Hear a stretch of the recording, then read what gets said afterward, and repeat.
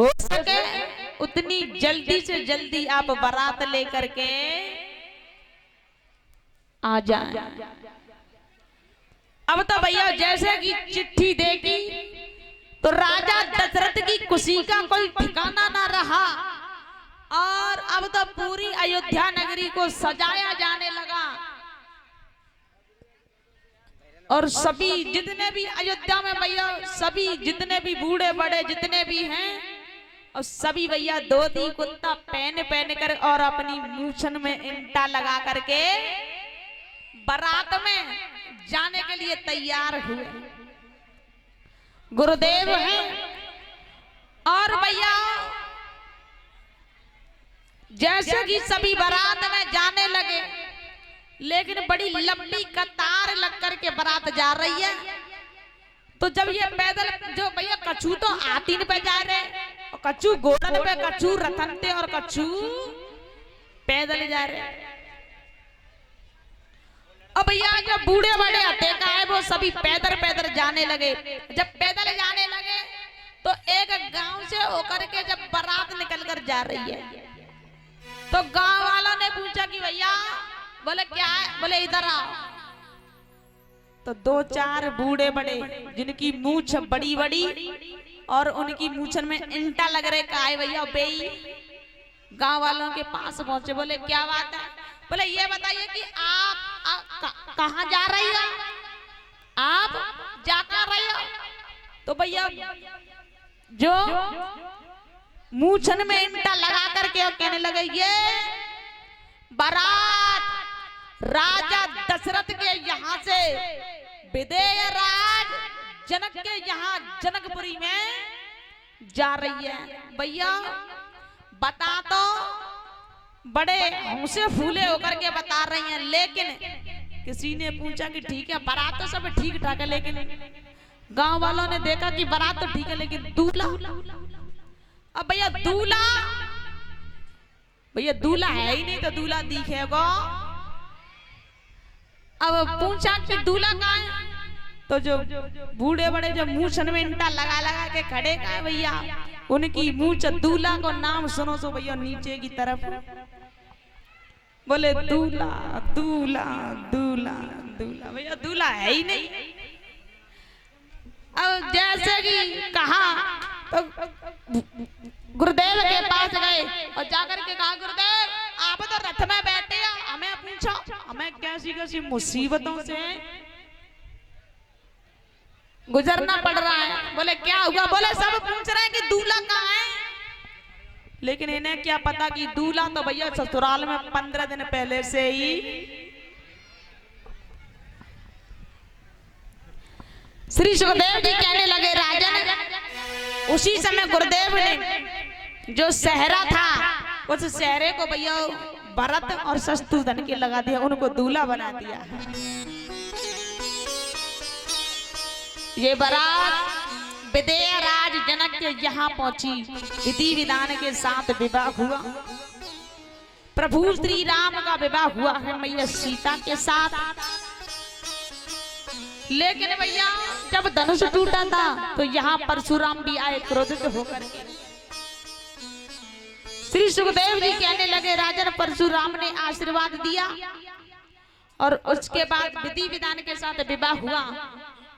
भगवान राम का विवाह हुआ है सीता मैया के साथ और भरत का विवाह हुआ है मांडवी के साथ और शत्रुघ्न का विवाह हुआ है श्रुतकीर्ति के साथ और लक्ष्मण का विवाह हुआ है उर्मिला के साथ में। चारों भाइयों का विवाह हुआ। अरे भैया यहाँ बातें करना बंद करो।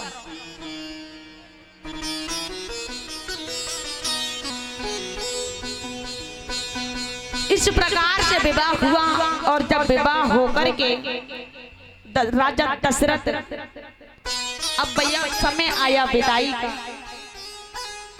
सभी मैया अपने अपने स्थान पर बैठ जाएं।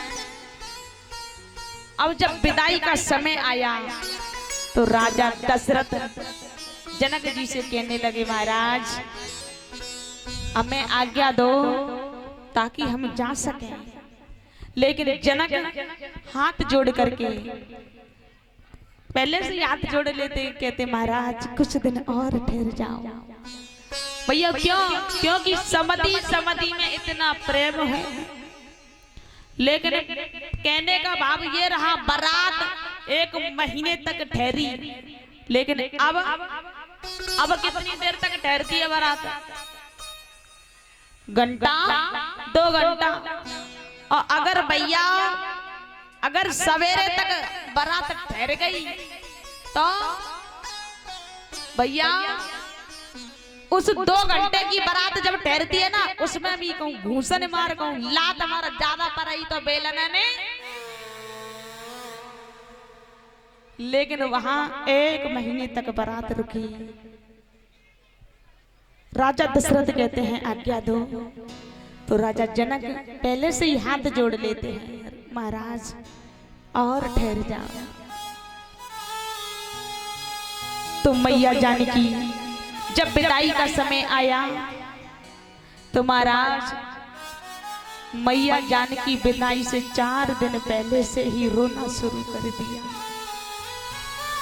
क्योंकि भैया ये हमारे भारत में रिवाज है, प्रथा है कि जब बेटी की विदाई होती है तो वो लगन होती है ना, उसी दिन से रोना शुरू कर देती है। सीता मैया रोने लगी और चारों तरफ देख करके रोने लगी, सोचने लगी है ये घर, ये परिवार, ये मैया, ये सखियां सब छूट जाए।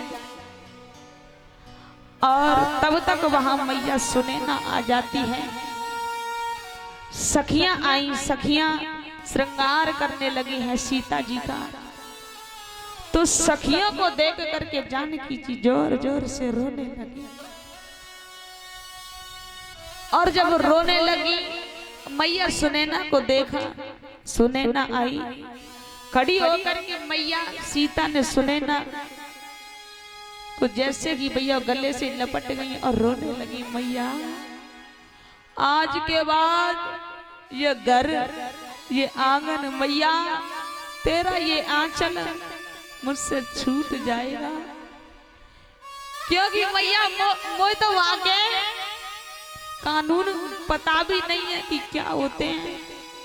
मैया मेरी याद मत करना, क्योंकि भैया जब बेटी की विदाई होती है ऐसा कौन सा बाप होगा जो कि अपनी बेटी को डोली में बिठा करके रोया ना हो।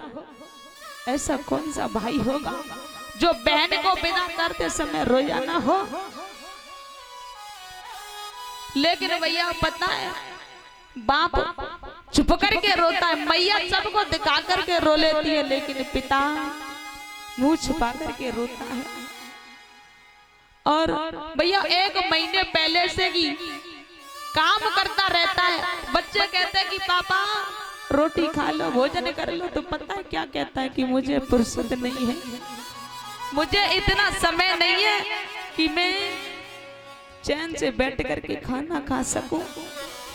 और रो करके कहता है कि मेरे घर में 4 दिन बाद ये मेरा घर, मेरा आंगन सूना हो जाएगा।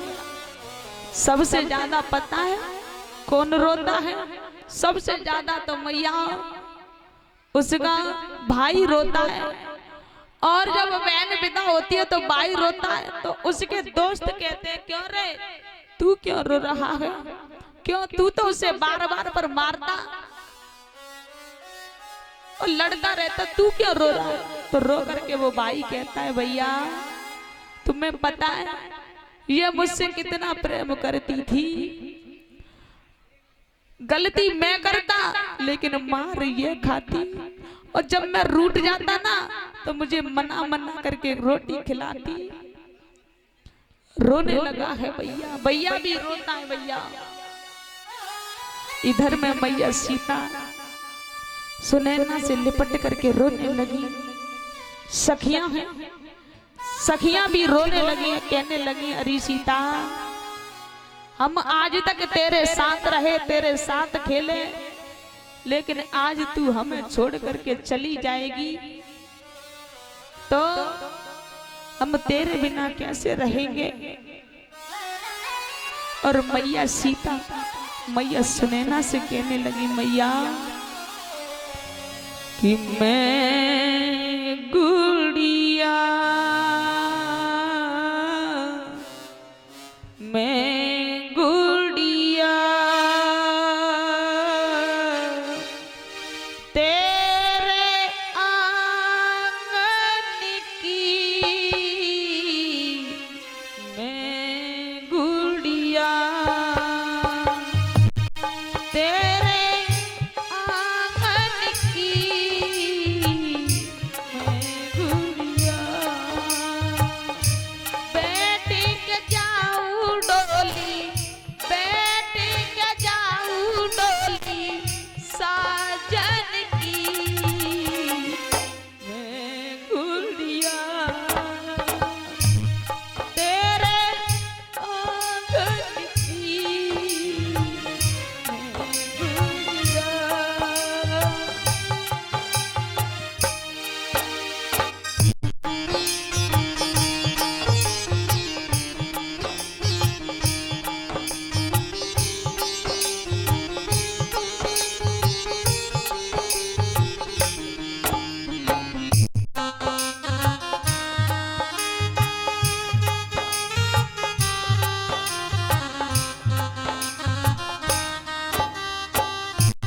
और रो करके मैया सीता कहने लगी, मैया ए मेरी माँ तू क्यों रोती है बेटी पराया धन होती है। ऐ मेरी माँ तू क्यों रोती है बिटिया पर